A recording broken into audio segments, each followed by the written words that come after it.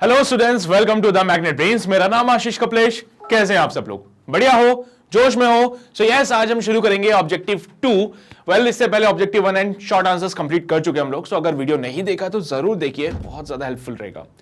So let us start with the objective 2। और objective 2 की कुछ बातें मैं बता देता हूं कि यहां पे आपको एमसीक्यूज तो मिलेंगे, लेकिन एक से ज्यादा ऑप्शंस करेक्ट हो सकते हैं। अगर आप क्वेश्चन को सॉल्व करते हो तो मेक श्योर आपको हर एक ऑप्शन को चेक करना पड़ेगा। क्या पता 2 ऑप्शन करेक्ट हो जाएं, क्या पता तीनों करेक्ट हो जाएं, या फिर 4 ऑप्शंस भी करेक्ट हो सकते हैं यहां पे। ठीक है भाई, तो तैयार हो ना तुम लोग? पेन और पेपर है ना? नहीं है तो जल्दी से लेके आओ, बिकॉज हर क्वेश्चन पे वीडियो को पॉज करेंगे, खुद से ट्राई करेंगे, तभी फील आएगा, है ना? चलिए जी, शुरू करते हैं with the first question. And the first question says, let's say Fn and small f denotes the magnitude of the contact force, normal force and the friction. ये F कॉन्टैक्ट फोर्स है, Fn हमारा normal force है, और small f जो है वो frictional force है, जो कि किसी बॉडी के ऊपर लगाया जा रहा है। ठीक है, एक सरफेस जो है किसी भी बॉडी के ऊपर लगा रही है। तो if none of these is zero, अगर इनमें से कोई सा भी जीरो नहीं है तो क्या बोल सकते हो कि कौन सा ऑप्शन करेक्ट होगा, या फिर कौन कौन से ऑप्शंस करेक्ट हो सकते हैं? सोचो जरा।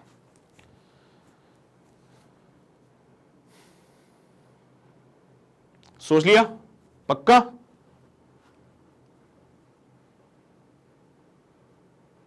ठीक है जी, मेरी बारी। देखो भाई, क्या होता है कि जब कभी भी हम इनकी बातें करते हैं, so basically the values which we have is something like कि एक कोई ब्लॉक है मेरे पास,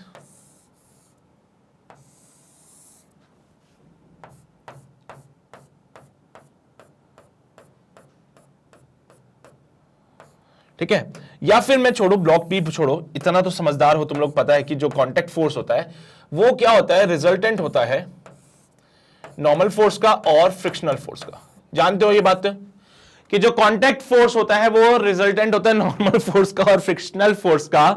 और अगर तुम्हारा ये कांटेक्ट फोर्स रिजल्टेंट है नॉर्मल और फ्रिक्शनल फोर्स का, चलो बना देता हूं यार, ठीक है, तो तुम जानते हो बेटा, ये नॉर्मल फोर्स लग गया और फ्रिक्शनल फोर्स भी अगर यहां कहीं लगा दिया ऐसे, तो तुम्हारा कांटेक्ट फोर्स इनका रिजल्टेंट बन जाएगा। तो ये लिख दिया हमने, ठीक है।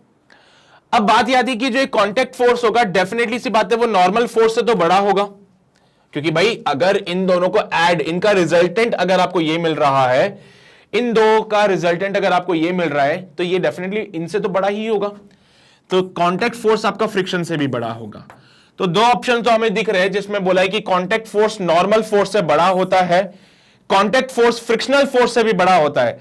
Apart from this, contact force की जो मिनिमम वैल्यू होती है, कांटेक्ट फोर्स की जो मिनिमम वैल्यू आपको चाहिए, तो मिनिमम वैल्यू आपको तब मिलती है जब आप दोनों फोर्सेस को माइनस कर देते हो। यानी कि अगर आपने नॉर्मल माइनस एफ करा तो मिनिमम वैल्यू मिल जाएगा। मैक्सिमम वैल्यू अगर आपको इसका चाहिए होगा तो आपको नॉर्मल प्लस एफ करना पड़ेगा। 2 वेक्टर्स का मिनिमम और मैक्सिमम वैल्यू की कंडीशंस आपको पता होगा, जब वेक्टर्स से डील किया था तो वहां पे बताया था कि वेक्टर एडिशन हम कैसे करते थे, ए स्क्वायर प्लस बी स्क्वायर, है ना। 2 वेक्टर्स को ऐड करना था तो हम फॉर्मूला लगाते थे under root of a square plus b square plus 2ab cos theta. तो उसके हिसाब से हम डिफाइन करते थे कि भाई मैक्सिमम फोर्स कितना हो सकता है, मिनिमम फोर्स कितना हो सकता है, तो उसके हिसाब से हम डिफाइन कर रहे थे यहां पे भी। तो किसी भी कांटेक्ट फोर्स को देखो तो एक्चुअली वो क्या है, रिजल्टेंट है फ्रिक्शनल फोर्स का और नॉर्मल का। ये तो मैंने कैसा केस ले लिया जो दोनों परपेंडिकुलर है। सपोज कोई और सिचुएशन बन जाए, फिर क्या करोगे? तो वहां पे फिर अलग केसेस को डील करते हैं। ये तो मैंने एक स्पेसिफिक केस डिफाइन किया है जिसमें दोनों परपेंडिकुलर है। अगर इनके बीच में कुछ एंगल हो गया, नॉर्मल और फ्रिक्शनल फोर्स के बीच में, नॉर्मल और फ्रिक्शन फोर्स के बीच में कुछ एंगल बन गया, तो फिर वहां पे हम अलग केस लेके तो वैसे सॉल्व कर सकते हैं। तो बस इतना बता रहा हूं कि एक तो कांटेक्ट फोर्स आपका नॉर्मल से बड़ा होगा, एक कांटेक्ट फोर्स आपका फ्रिक्शन से बड़ा होगा। कांटेक्ट फोर्स की minimum value n minus F हो सकती है, कांटेक्ट फोर्स की maximum value n plus F हो सकती है। तो यहां से देखो n minus F, n plus F, ये हमारे मिनिमम और मैक्सिमम वैल्यूज हो सकती है। बाकी इसने बोला है कि नॉर्मल फोर्स फ्रिक्शनल फोर्स से बड़ा होगा, ये बात मुझे नहीं पता, ये हम कह नहीं सकते। नॉर्मल फोर्स फ्रिक्शनल फोर्स से बड़ा होगा ऐसा कोई जरूरी नहीं है, और इसके बारे में हम कोई टिप्पणी नहीं कर सकते क्योंकि हमें कोई वैल्यूज नहीं पता। ठीक है, तो ये वाली बात हम नहीं बोलेंगे क्योंकि हमें ऐसी बातों के बारे में कोई नॉलेज क्वेश्चन में गिवन नहीं है। और अगर क्वेश्चन में ऐसी कोई बातें नहीं दे रखी तो खुद से कोई दिमाग नहीं लगाएंगे। बस हाँ, इतना देख लेना कि जो मिनिमम फोर्स होता है वो नॉर्मल का फोर्स माइनस का फ्रिक्शनल फोर्स होता है, मैक्सिमम फोर्स होता है वो नॉर्मल का प्लस फ्रिक्शनल का फोर्स हो जाएगा यहाँ पे।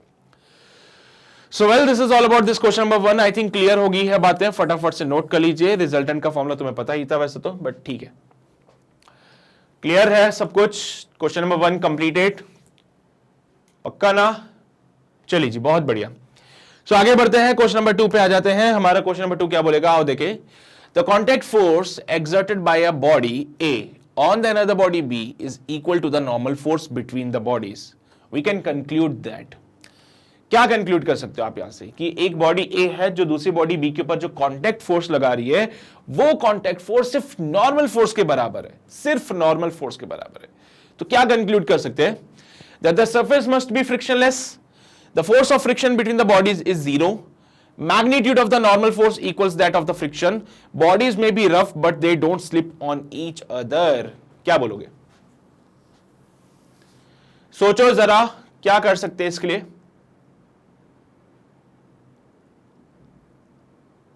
सोच लिया? आ जाओ मैं अब। चलिए जी, तो ये रही बॉडी ए, ये रही बॉडी बी, और ये दोनों एक दूसरे के साथ कांटेक्ट में है।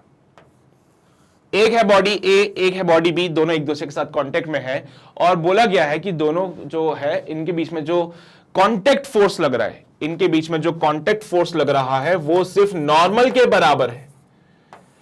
इनके बीच में जो कांटेक्ट फोर्स लग रहा है वो सिर्फ नॉर्मल के बराबर है। तो इससे क्या आंसर निकाल सकते हो आप लोग कि ए और बी जो है वो कैसे होंगे?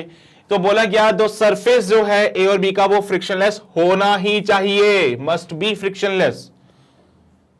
मस्ट बी जरूरी है क्या फ्रिक्शनलेस होने का? देखो हमें पता है जो कांटेक्ट फोर्स होता था वो हम लेते थे as under root of normal का स्क्वायर प्लस फ्रिक्शन का स्क्वायर, क्योंकि ये बात बहुत अच्छे से जानता है बच्चा कि जो कांटेक्ट फोर्स होता है वो नॉर्मल फोर्स और फ्रिक्शनल फोर्स का रिजल्टेंट होता है। कांटेक्ट फोर्स नॉर्मल फोर्स और फ्रिक्शनल फोर्स का रिजल्टेंट होता है, तो ये फॉर्मूला बनता है। और अगर इस फॉर्मूले से आपने देखा कि कांटेक्ट फोर्स सिर्फ नॉर्मल के बराबर है, that means frictional force zero है। ठीक है भाई, फ्रिक्शनल फोर्स जीरो है, the force of friction between the body is zero. बिल्कुल सही बात है सर। पहले वाले का क्या करें? 2 मिनट रुक जाओ। The magnitude of the normal force equal death of the friction, the magnitude of the normal force equal death of the friction. अगर नॉर्मल फोर्स आपका फ्रिक्शन के बराबर हो जाता तो कांटेक्ट फोर्स आपका बनता √2 टाइम्स ऑफ द नॉर्मल। अगर आपका नॉर्मल फोर्स फ्रिक्शन के बराबर होता तो कांटेक्ट फोर्स बनता √2 टाइम्स ऑफ द नॉर्मल। बिल्कुल गलत बात है ये तो। द बॉडीज में बी रफ, हो सकता है बॉडीज रफ हो बट वो एक दूसरे के ऊपर स्लिप ना करे। बॉडीज हो सकता है रफ है, लेकिन अगर एक दूसरे के ऊपर स्लिप ही नहीं करेंगे तो काहे का फ्रिक्शन? अरे यार समझ गए सर, फिर तो पहले वाले को गलत कर सकते हैं हम लोग। देखो बोले बॉडीज रफ है, हाँ मान लिया हमने बॉडीज रफ है, बट अगर वो एक जगह पे रखी हुई है, एक जगह पे रखी हुई है, कोई रिलेटिव मोशन नहीं है, no relative motion between A and B, no just wait, relative motion between A and B। A और बी के बीच में कोई रिलेटिव मोशन ही नहीं होगा, यानी कि वो एक दूसरे के ऊपर स्लिप ही नहीं करेंगे, तो कोई फ्रिक्शन आएगा क्या? नहीं आएगा। अरे ये तो हमारी वही कंडीशन आ गई ना फिर से, जिसमें बोला था फ्रिक्शन जीरो है, तो हमारी फिर से वही कंडीशन आ जाती है, फिर से वही कंडीशन आ जाती है। तो हम बोल सकते हैं कि यार ये केस ज्यादा अच्छा लग रहा है पहले वाले से। पहला वाला बोलता है कि सरफेस को फ्रिक्शनलेस ही होना पड़ेगा, कंपलसरी है, तो कंपलसरी वाली बातें हम नहीं मानते हैं, हम एक कंडीशन लेके चलते हैं।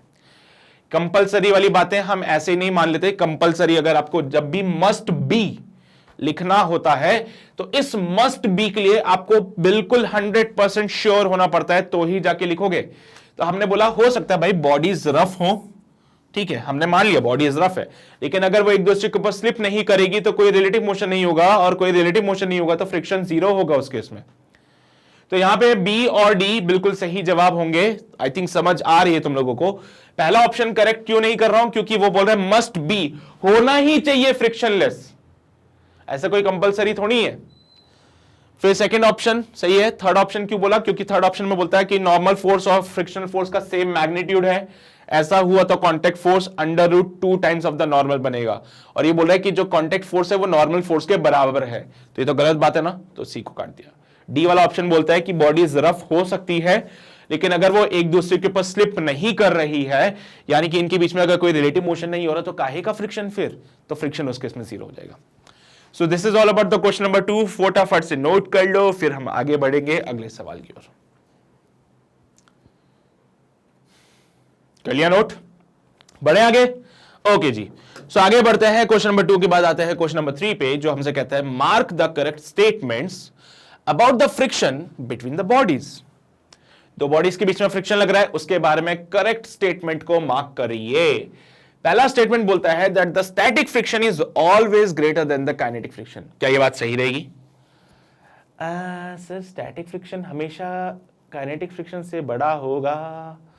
चलो देखते हैं, कोई बात नहीं, कंफ्यूजन है पहले वाले में, रुक जाओ भी। अगला ऑप्शन देखो, coefficient of static friction is always greater than the coefficient of the kinetic friction. चलो देखते हैं, limiting friction is always greater than the kinetic friction. ये सही है, ये सही है, लिमिटिंग फ्रिक्शन हमेशा काइनेटिक फ्रिक्शन से बड़ा होगा, ये मुझे अच्छा लग रहा है। Limiting friction is never less than the static friction. Limiting friction is never, कभी भी स्टैटिक फ्रिक्शन से वो कम नहीं। अरे बिल्कुल सही बात बोल रहे हैं यार, लिमिटिंग फ्रिक्शन स्टैटिक फ्रिक्शन से कम कैसे हो सकता है ना? तो दो ऑप्शन में तो मुझे बिल्कुल अश्योरिटी दिख रही है। हम जानते हैं लिमिटिंग फ्रिक्शन जो होता है वो म्यू एस इंटू नॉर्मल होता है, और जो काइनेटिक फ्रिक्शन होता है वो होता है म्यू के इंटू नॉर्मल। तुम जानते हो यहां से कि जो लिमिटिंग फ्रिक्शन होता है वो बड़ा होता है काइनेटिक फ्रिक्शन से। और काइनेटिक फ्रिक्शन ही क्यों सर, वो तो सबसे बड़ा है, सबसे महान है। स्टैटिक फ्रिक्शन की जो मैक्सिमम वैल्यू है वो लिमिटिंग फ्रिक्शन है। स्टैटिक फ्रिक्शन की जो मैक्सिमम वैल्यू होती है वही तो हमारा लिमिटिंग फ्रिक्शन है। तो लिमिटिंग फ्रिक्शन स्टैटिक फ्रिक्शन से भी बड़ा होगा, लिमिटिंग फ्रिक्शन काइनेटिक से भी बड़ा होगा, लिमिटिंग फ्रिक्शन स्टैटिक फ्रिक्शन से भी बड़ा होगा, इसलिए मैंने सी और डी को टिक कर दिया। Static friction always greater than the kinetic, नहीं sir, static friction kinetic friction के साथ कैसे रिलेट कर सकते हो? स्टैटिक फ्रिक्शन तो सेल्फ एडजस्टिंग है, स्टैटिक फ्रिक्शन तो यहां पे अप्लाइड फोर्स के ऊपर डिपेंड करती है। स्टैटिक फ्रिक्शन तो आपके अप्लाइड फोर्स पे डिपेंड करती है, तो स्टैटिक फ्रिक्शन का खुद का कुछ नहीं है, वो तो जो अप्लाइड फोर्स है उसके ऊपर डिपेंड कर रही है। तो स्टैटिक फ्रिक्शन का खुद का कुछ नहीं है, जो अप्लाइड फोर्स है उस पे वो डिपेंड कर रही है। तो फिर कहां से तुम इसको बोलोगे कि वो काइनेटिक फ्रिक्शन से बड़ी है? हां, स्टैटिक फ्रिक्शन की एक लिमिट होती है, that's called the limiting friction. वो लिमिटिंग फ्रिक्शन जो है, वो लिमिटिंग फ्रिक्शन जो है काइनेटिक से बड़ी होती है, वो हम मान गए। लेकिन स्टैटिक फ्रिक्शन तो कितना भी हो सकता है, 1 Newton, 2 Newton, 3 Newton, 4 Newton, self adjusting है वो तो। लिमिटिंग फ्रिक्शन को लिखते हो म्यू एस इंटू एन, जो कि बड़ा होता है म्यू के इंटू एन से। तो नॉर्मल से नॉर्मल भी मर जाएगा, तो हमने बोला स्टैटिक फ्रिक्शन भी बड़ा हो जाएगा काइनेटिक फ्रिक्शन से। क्या ये बात भी सही रहेगी? Static friction greater than the kinetic friction, coefficient of static friction is always greater than the coefficient of the kinetic friction. बिल्कुल सही बात है sir. So well, for this question number 3 हमारे पास 3 ऑप्शन करेक्ट आ रहे हैं, B, C and D. So these are the final answers. उम्मीद करता हूं समझ आया होगा, नोट कर लो फटाफट से। कर लिया नोट? पक्का? बढ़े आगे? ओके, सो आगे बढ़ते हैं to the next question. Question number 4 पे आते हैं। क्वेश्चन नंबर 4 हमसे क्या बोलते हैं, आओ देखें। According to the question number 4, a block is placed on a rough floor and a horizontal force F is applied on it. The force of friction F by the floor on the block is measured for the different values of F and a graph is plotted between them. भाई साहब ठीक है, एक block था जिसको हमने एक rough floor पे रखा है और एक हॉरिजॉन्टल फोर्स F अप्लाई कर दिया। The force of friction small f by the floor on the block is measured for the different values of F and a graph is plotted between them. तो भाई graph के बारे में कुछ चर्चाएं करनी है। बोला गया है ग्राफ जो होगा स्ट्रेट लाइन होगा जिसका स्लोप 45 डिग्री होता है। ग्राफ एक स्ट्रेट लाइन होगा जो कि पैरेलल होता है एफ एक्सिस के। ग्राफ एक स्ट्रेट लाइन है जिसका स्लोप 45 डिग्री है for smaller value of F applied force, and a straight line parallel to the F axis for the larger value of F. ठीक है, देखते। There is a small kink on the graph. Kink मतलब एक curve, एक sharp as कह सकते हो आप लोग। जब भी कोई स्ट्रेट लाइन फॉलो करता है, स्ट्रेट लाइन पे जैसे कर्व आ जाता है उसको किंक बोलते हैं। ठीक है, स्ट्रेट लाइन पे चलते चलते एक शार्प घुमावदार मोड़ आता है ना, उसको किंक बोल देते हैं। स्ट्रेट लाइन पे चले, मोड़ आ गया, घूम गए, दैट्स कॉल्ड द किंक। ठीक है, इनको किंक बोलेंगे हम लोग। चलिए भाई, अब एक बार सोच विचार कर लीजिए, फटाफट से बताइए कौन कौन से ऑप्शंस करेक्ट हो सकते हैं यहां पे, फिर हम आगे बढ़ेंगे। चलिए भाई, कर लिया? अरे वीडियो को पॉज कर लिया करो यार इसके लिए। हाँ, आ जाओ भाई। तो भाई क्या करेंगे, पहली बात तो हमें पता है कि फ्रिक्शनल फोर्स का जो ग्राफ है अप्लाइड फोर्स के साथ, it will go like this. कैसे? ये फ्रिक्शनल फोर्स, ये अप्लाइड फोर्स, ये फ्रिक्शनल फोर्स, ये अप्लाइड फोर्स। फ्रिक्शनल फोर्स का ग्राफ बनता है ऐसे। सो यहां पे एक अप्लाइड फोर्स मिला F0, जिस पे मुझे मिला लिमिटिंग फ्रिक्शन। इससे पहले कहानी में चल रही थी स्टैटिक फ्रिक्शन, इसके बाद चली कहानी में काइनेटिक फ्रिक्शन। ये जो काइनेटिक फ्रिक्शन का जो कर्व होता है ये पैरेलल होता है F के। स्टैटिक फ्रिक्शन का जो कर्व होता है it will make an angle of 45 degree. Static friction की जो लाइन होती है वो 45 डिग्री का एंगल बनाती है, because you know better for smaller forces, I must say for smaller forces हम बोलते हैं कि भाई जो भी आपका फ्रिक्शनल फोर्स है that will be equal to the applied force. ठीक है, मतलब स्मॉलर फोर्सेस के केस में आपके पास लगता है स्टैटिक फ्रिक्शन। स्टैटिक फ्रिक्शन के लिए हम बोलते हैं कि भाई साहब जो स्टैटिक फ्रिक्शन है वो डायरेक्टली प्रोपोर्शनल है अप्लाइड फोर्स के। तो your static friction is equal to the applied force. तो यहां पे तो static friction proportional to the applied force का कर्व बना दिया। ये एक ऐसी लाइन होती है जो ओरिजिन से पास होती है ना? तुम्हें पता होगा y प्रोपोर्शनल टू x का curve, y proportional to x की जो लाइन होती है वो एक ऐसी लाइन होती है जो ओरिजिन से पास होती है। y प्रोपोर्शनल टू x की जो लाइन होती है वो एक ऐसी लाइन है जो ओरिजिन से पास होती है और 45 डिग्री का एंगल बनाती है। तो अगर आपका जो अप्लाइड फोर्स है वो F0 से कम है, अगर आपका अप्लाइड फोर्स F0 से कम है तो जो कर्व बनेगा वो एक स्ट्रेट लाइन होगा जो कि 45 डिग्री बनाता है। फिर आगे गए तुम लोग, यहां पे लिमिटिंग फ्रिक्शन मिला, लेकिन हमने बोला कि भाई साहब काइनेटिक फ्रिक्शन जो होता है वो काइनेटिक फ्रिक्शन लिमिटिंग से थोड़ा छोटा होता है। पर जब काइनेटिक फ्रिक्शन शुरू हो जाएगा तो यहां पे ध्यान रखना कि ये पैरेलल होता है एफ एक्सिस के। अप्लाइड फोर्स का जो एक्सिस है आपका, अप्लाइड फोर्स का जो एक्सिस है उसके साथ ये काइनेटिक फ्रिक्शन पैरेलल होगा, बिकॉज ये कांस्टेंट वैल्यू देता है। इसकी वैल्यू फिक्स है म्यू के इंटू एन, इसमें कोई बदलाव नहीं होने वाले हैं। काइनेटिक फ्रिक्शन कांस्टेंट वैल्यू देता है, इसमें कोई चेंज नहीं होगा। तो क्या बोलेंगे कि ग्राफ जो है वो एक स्ट्रेट लाइन बनेगा जिसका स्लोप 45 डिग्री का होता है for small value of F. अगर आपका अप्लाइड फोर्स F0 से छोटा है तो ये कर्व ऐसा बनेगा, एक स्ट्रेट लाइन जो कि पैरेलल होती है F एक्सिस के। A straight line parallel to the F axis if F applied force is greater than F0, यानी कि अगर आप F का बड़ा वैल्यू ले लेंगे, F क्या है बेसिकली अप्लाइड फोर्स है। फ्रिक्शनल फोर्स को छोटे F से लिखेंगे, अप्लाइड फोर्स को बड़े F से लिखेंगे। तो अगर आपके पास F का छोटा वैल्यू है तो स्टैटिक फ्रिक्शन आता है, अगर आपके पास में F का छोटा वैल्यू है तो स्टैटिक फ्रिक्शन आता है। स्टैटिक फ्रिक्शन 45 डिग्री का एंगल बनाएगा यहां पे। अगर आपके पास में बड़ा F है तो वो स्टैटिक फ्रिक्शन को ओवरकम करेगा और बॉडी को मूव करवा देगा। समझ लो ना बात को? अगर आपके पास में बड़ा F है तो वो क्या करेगा, स्टैटिक फ्रिक्शन को ओवरकम करेगा और बॉडी को फॉरवर्ड मोशन प्रोवाइड करवा देगा, जिसकी वजह से आएगा काइनेटिक फ्रिक्शन। कौन आएगा? जिसकी वजह से काइनेटिक फ्रिक्शन। और काइनेटिक फ्रिक्शन हमेशा कांस्टेंट होता है, तो इसका जो कर्व बनेगा वो पैरेलल होगा एफ एक्सिस के। तो देखो भाई, सी ऑप्शन बिल्कुल करेक्ट दिख रहा होगा, जिसमें बोला है कि ग्राफ जो बनेगा वो एक स्ट्रेट लाइन बनेगा जिसका 45 डिग्री का स्लोप होता है, क्योंकि स्मॉलर फोर्सेस के लिए static friction will be proportional to the applied force. जितना ज्यादा अप्लाइड फोर्स उतना ज्यादा स्टैटिक फ्रिक्शन। लेकिन स्टैटिक फ्रिक्शन की एक लिमिट है, that's called the limiting friction. यानी कि अगर आपने अप्लाइड फोर्स लिमिटिंग फ्रिक्शन से ज्यादा रख दिया, अगर आपका अप्लाइड फोर्स लिमिटिंग फ्रिक्शन से ज्यादा हो गया तो बॉडी को मूव करवा देंगे, उस केस में आपके पास आ जाएगा काइनेटिक फ्रिक्शन। तो देखो, सीधा चल रहे थे, घुमावदार मोड़ आया, उसके बाद काइनेटिक फ्रिक्शन आ गया। तो क्या सी ऑप्शन सही बोलता है हमारा? हाँ बिल्कुल, सी ऑप्शन सही बोलता है। डी ऑप्शन बोलता है there is a small kink on the graph. Kink मतलब अगर आप सीधा चल रहे हो, सीधा चलते चलते एक टर्न आ जाए, शार्प टर्न आ जाए, so that's called the kink. तो बिल्कुल हाँ सर, यहां पे ग्राफ में एक किंक भी दिख रहा है हमें। किंक क्या होता है? एक स्ट्रेट लाइन पे जो कर्व होता है, दैट्स कॉल्ड द किंक।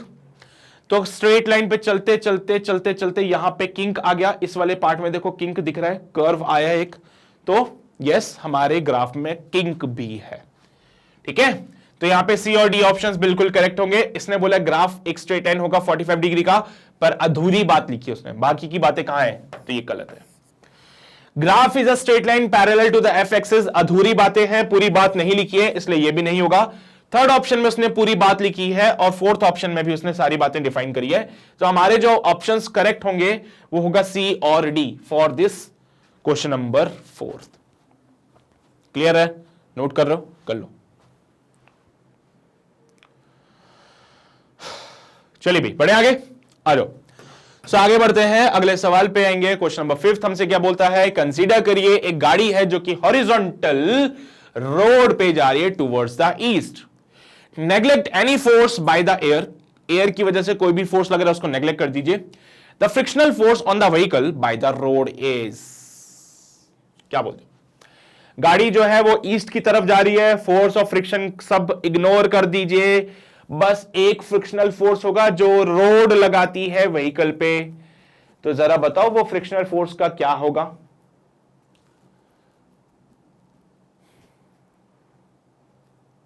हो गया, चलो भाई। तो मैं बता देता हूं तुम लोगों को कि ये रही हमारी गाड़ी, गाड़ी चल रही है बढ़िया ईस्ट की तरफ।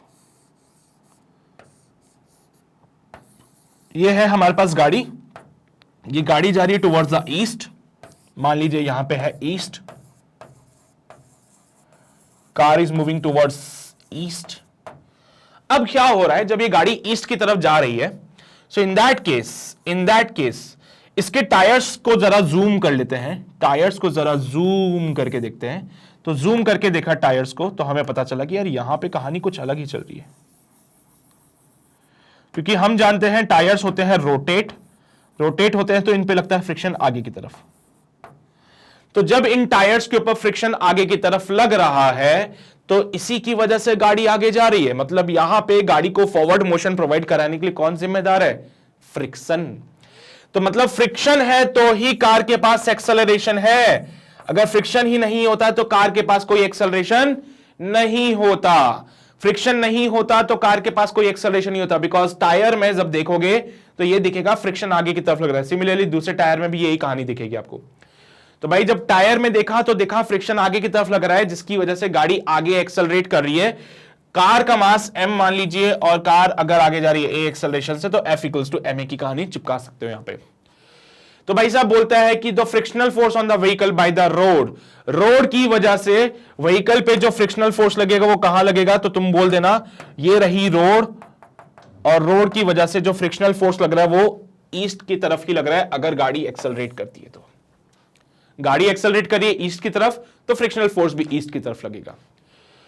फ्रिक्शनल फोर्स 0 होगा अगर गाड़ी कांस्टेंट यूनिफॉर्म, या फिर बोलूं कांस्टेंट वेलोसिटी या फिर यूनिफॉर्म वेलोसिटी से मूव करे। तो अगर गाड़ी हमारी यूनिफॉर्म वेलोसिटी से मूव करती है, दैट मींस कि acceleration 0, that further means that the frictional force will also be 0, because अगर एक्सेलरेशन 0 होता है तो कोई फ्रिक्शनल फोर्स नहीं होगा यहां पे। तो अगर गाड़ी आपकी यूनिफॉर्म वेलोसिटी से चलती है तो यहां पे एक्सेलरेशन 0 हो जाता है, उस केस में कोई फ्रिक्शनल फोर्स नहीं होगा। तो दैट्स इज द कहानी, उम्मीद करता हूं समझ भी आई होगी। बोलते हैं must be towards the east, must be towards the west, काट दो ईस्ट की तरफ। अगर मैंने बोला मस्ट बी, तो मस्ट बी का मतलब यह होता है कि आपको 100% एश्योर्ड होना है उसके लिए फिर, ठीक है। अब यहां पे ऐसा तो बोला नहीं है कि गाड़ी जो है आपकी वो एक्सेलरेट कर रही है, डी एक्सेलरेट कर रही है। मस्ट बी वाला केस तब लगाते जब क्वेश्चन में बोलता a vehicle is accelerating towards the east, समझ रहे हो। क्वेश्चन में बोलता consider a vehicle going on a horizontal road accelerating towards the east. अगर वो ऐसी बात बोलता that it is accelerating towards the east, तो मैं डायरेक्शन बोलता फ्रिक्शनल फोर्स की must be towards the east, but उसमें तो कहीं पे भी ऐसी बातें नहीं लिखी है। हो सकता है गाड़ी ईस्ट की तरफ जा रही हो लेकिन उसके ऊपर रिटार्डेशन लग रहा हो, तो फिर फ्रिक्शनल फोर्स की डायरेक्शन चेंज हो जाएगी उस केस में। हो सकता है गाड़ी ईस्ट की तरफ जा रही है लेकिन उसमें रिटार्डेशन लग रहा है, समझ लो ना बात को। तो उस केस में क्या होगा, फिर फ्रिक्शन की डायरेक्शन चेंज हो जाएगी। तो फिर तुम कैसे बोलोगे कि वो ईस्ट की तरफ ही होगा, इसलिए हमने पहले ऑप्शन को टिक किया है, बोला है कि फ्रिक्शनल फोर्स ईस्ट की तरफ होगा अगर व्हीकल वहां पे एक्सेलरेट कर रहा है। अगर व्हीकल रिटार्ड करता तो फिर हमारा फ्रिक्शनल फोर्स ईस्ट की तरफ नहीं होता। So this is your direction of motion. अगर आपका acceleration in the direction of motion है तो हाँ, फ्रिक्शनल फोर्स भी उसी डायरेक्शन में है। अगर आपका acceleration opposite to the direction of motion है तो फ्रिक्शनल फोर्स आपका वेस्ट की तरफ आ जाता फिर। इसलिए यहां चीजों को ध्यान रखो, मस्ट बी लगाने से पहले 10 बार सोचो, ठीक है। सो ये आपका क्वेश्चन नंबर 5 है, फटाफट से इसको नोट कर लीजिए, फिर हम आगे बढ़ते हैं। कर लिया नोट? चलिए जी, बहुत बढ़िया। सो वेल, ये थी कहानी ऑब्जेक्टिव 2 की। उम्मीद करता हूं समझ आई होगी सभी को। सारे क्वेश्चंस नोट करते चलना, साथ साथ में हर एक चीज नोट करना, बिकॉज हर पॉइंट इंपॉर्टेंट है। ओके, चलिए। और अगर तुम्हें लगता है कि किसी क्वेश्चन में कोई समस्या है, कोई डाउट है, या वीडियो दोबारा देखनी है, तो वेबसाइट पे ज्वाइन करो ना यार। वेबसाइट पे आओगे तो यहाँ पे सारी वीडियोस आपको ऑलरेडी अरेंज मिलेगी, एंड आपको बहुत ज्यादा टाइम बचता है, और उस टाइम में आप एक्स्ट्रा प्रैक्टिस भी कर सकते हो। Not only this video, but सारी वीडियोस हमने यहाँ पे एक अरेंज करके रखी है, हर एक प्लेलिस्ट बना के रखा है, और जब कभी भी तुम आओगे तुम्हें बहुत इजीली वो वीडियोस मिल जाएगी। फटाफट से देखो, अपने डाउट्स को क्लियर करो और काम खत्म करो फिर। ये तो है वेबसाइट की कहानी। अपार्ट फ्रॉम दिस, यूट्यूब पे अगर आप कंटिन्यू कर रहे हो, सो मेक श्योर चैनल को सब्सक्राइब कर लेना, बेल आइकन को दबा लेना, बिकॉज ऐसे बहुत सारे इंपॉर्टेंट अपडेट्स है आपके एग्जाम से रिलेटेड जो हम प्रोवाइड करा रहे हैं। उसके लिए चैनल को सब्सक्राइब करना इंपॉर्टेंट है, और शेयर करना बहुत ज्यादा जरूरी है, बिकॉज हर उस बच्चे तक ये क्वालिटी ऑफ एजुकेशन पहुंचना बहुत जरूरी है। तो मेक श्योर इसको शेयर करो to the maximum number of students, so that उनको भी वो बेनिफिट मिल सके। और अगर क्वेश्चन सॉल्व हो रहे हैं, फिजिक्स का फील आ रहा है, तो सेशन को लाइक जरूर कर देना, और ये सारे काम before the ending of the session कर दिया करो। बाकी की बातें हम अपने अगले सेशन में करेंगे। तब तक अपना ध्यान रखो, पढ़ाई करते रहो। All the very best.